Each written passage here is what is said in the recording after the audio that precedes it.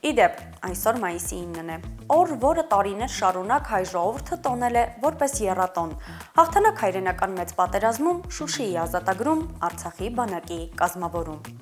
Ծնունդով Արցախցի եւ Շուշիի Ղազանչեցոնցում պսակադրված ՔՊԱ-կան Արմեն Գրիգորյանը, սակայն նույն կարծիքին չէ։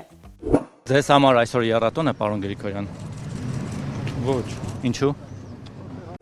Արմեն Գրիգորյանը, սակայն մենակ չէ, եռատոնի մասին հարցից խուսափեցին նաև արտգործնախարարն ու ՊՆ փոխնախարարը, եռատոն չէ նաև ՀՀ վարչապետի եւ նախագահի համար։ Նրանք իրենց ուղերձներում շնորհավորել են միայն հայրենական մեծ պատերազմում հաղթանակը։ Արցախը հանձնած եւ հաղթանակներն ուրացող իշխանությունը կարևորում է միայն իրենց հորինած իրական Հայաստան թեզը, Գիրանցի ճաքած պատով եւ Ադրբեջանին խաղաղության պայմանագրի դիմաց հանձնումներով։ Իսկ զուգահեռ Ադրբեջանը շարունակում է կրակ բացել Փաշինյանի իրական եւ ինքնիշխան Հայաստանի գյուղերի ուղղությամբ։